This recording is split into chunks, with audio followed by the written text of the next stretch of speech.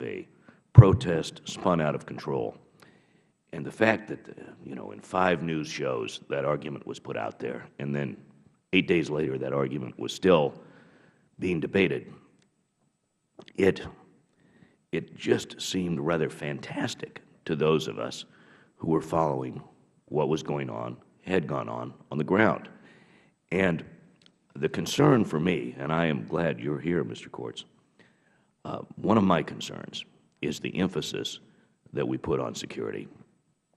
Because when I read your report, you say that security is treated as a support function at the Department.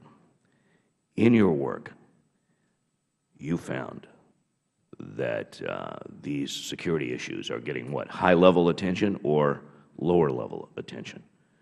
Well, let me start with that question. I believe the State Department takes security issues very seriously, and certainly— Well, I certainly agree with you. But the question is whether that gets top-level attention from the Secretary, from top management, or are those issues second- and third-tier issues? Because one of the things that struck me about the original situation on the ground was, as I noted in my opening statement, there was this normalization of relations underway with Libya, and we had assumed that we would go forward with a certain approach that was at odds with our allies.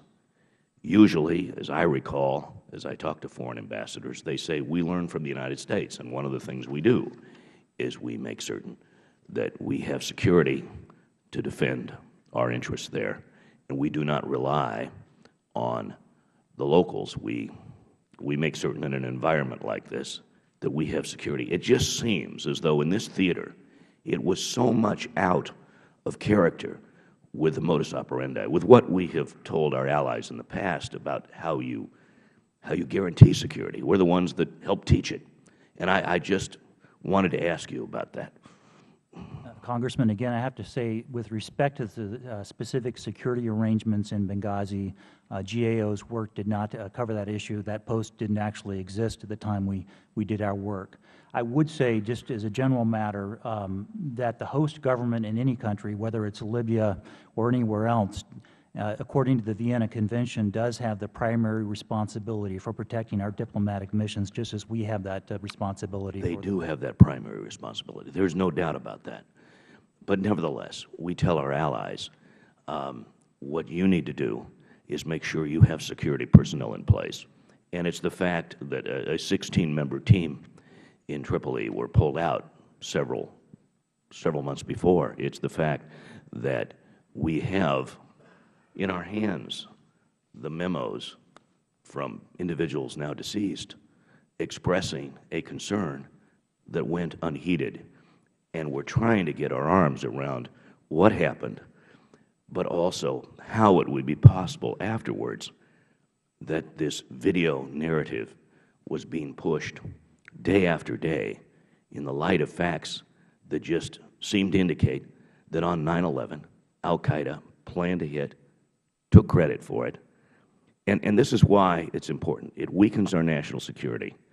It's important to learn what happened in Benghazi, because at the end of the day, it could happen again.